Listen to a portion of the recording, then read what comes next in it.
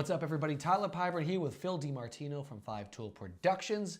This is the 5 Tool Productions video podcast. Today, we're talking about trends, being trendy when it comes to your videos. Should you do it? Shouldn't you do it? And really what I mean here is things like the ice bucket challenge, the mannequin.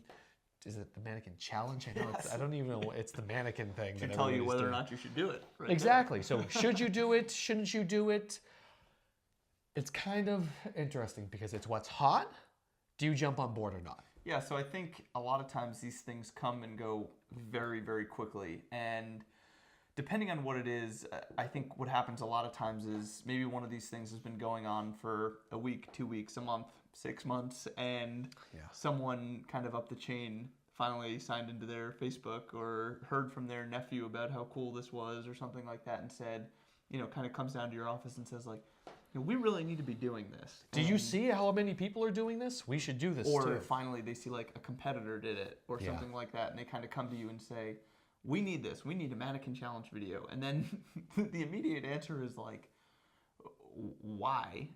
A. And then the other part of it is, well, maybe it's a little past its expiration date. So I'm pretty much against these altogether. Yes. And the reason why I'm against it is because if you have to plan for something like this, because you're going to plan, you're going to take a day to plan, you're then going to take some time to go shoot it, and then you're going to take a little bit of time to edit it and then post it up.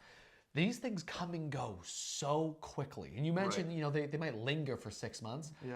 Usually at that point in time, all they're doing is annoying people. Yep. You know, if you're not one of the first people on board with something like this, it's just kind of, get over with it. I'm done with this. I'm sick of looking at them. I mean, I think a good rule of thumb is think about yourself and put yourself in kind of your own end user shoes and say, you know, am I still enjoying these, right? Am I enjoying going online and seeing these? Am I going to think differently about a company who does this versus a company that doesn't? Like, if I went online and saw that, you know, a company, you know, maybe a case, okay, so let's, because I feel like I don't just want to agree. Maybe the case for it is if you're kind of a serious company that you feel like you want to show a little bit of personality and get behind the scenes a little bit, show off some faces. Maybe you don't often get a chance to show off, you know, faces of people in your office, things like that.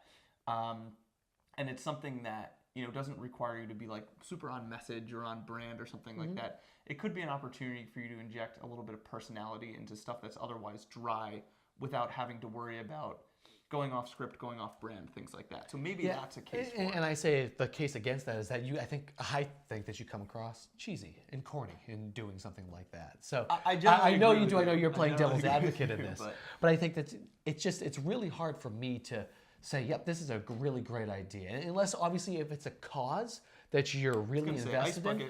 Ice bucket's a little bit different, but if you're just saying, yeah, let's everybody start planking right now, I'd say get lost and take a hike. You know, it's kind of ridiculous. The other thing I will say about it, going back to the case for it, if you are going to do that and go that route, you better make it big and you better make it good. Right. Because if it sucks, it's going to fall so much harder than if it just was a regular video that fell flat, right? I mean, that's the thing. You're going to get poked at. And maybe that's the goal, is to make it so bad that, you know what, people are going to start sharing it because they're going to say, look at everybody moving in this mannequin challenge, or something like that. Yeah, I mean, I think generally, maybe I'm just like a grumpy I'm definitely a grumpy person. There's no question about that. Nobody is denying that.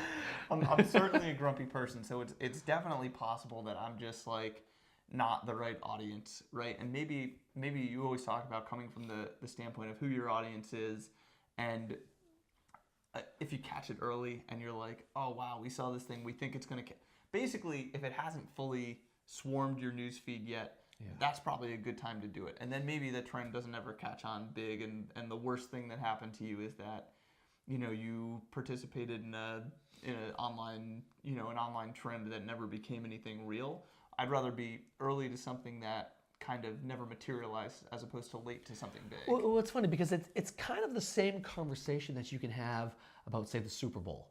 You know, any brand saying, all right, we got to find some way to inject ourselves into this conversation happening about the Super Bowl. You don't necessarily have to put yourself into every single conversation that's out there. Maybe if you're a Boston-based company talking about the Patriots and the Super Bowl, I can understand that. I'm like those Jets, Phil. I'm sorry. No, but you're right. You talk about like newsjacking, and I feel like that's kind of tangentially related to this, right?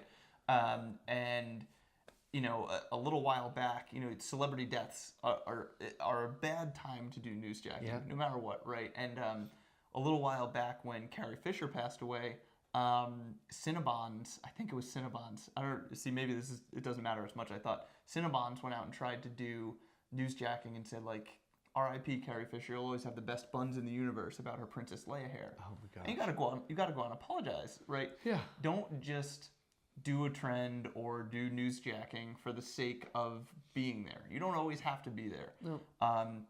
You don't always have to jump on something. You don't always have to just be a part of it just because you can.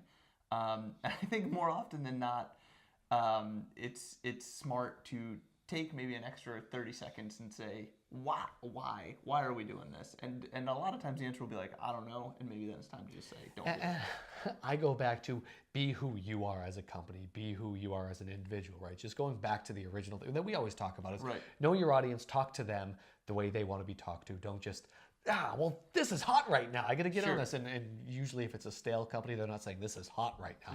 They're saying, gee, golly, can you believe how great this is, right? I mean, that's the other piece What's of hot it. with the kids these days? Yeah, exactly. Like one of the worst things you can do, right, is come across as inauthentic and look like you're trying to be like one of the kids. Like, how do you do, fellow kids? You don't want to do that. You don't want to be the company that's ending up like being clearly going out of your element. If you're an old stodgy company, I don't know, make the most of it. If you've got a ton of people in your office who are talking about something and they can be good candidates to do it, maybe think about it. But I don't know. I usually say but you can. But again, I go back to if you're going to do it, then go big.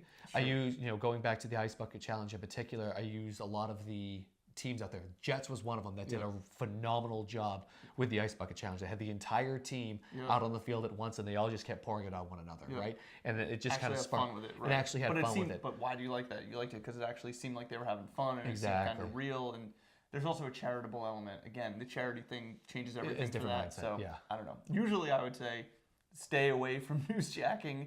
Stay away from except for specific cases. But most of the time, it will backfire before it gives you any measurable gain. Yeah, so definitely. All right, he is Phil DiMartino. I am Tyler Pyron. Thank you guys so much for tuning in. We'll see you next time.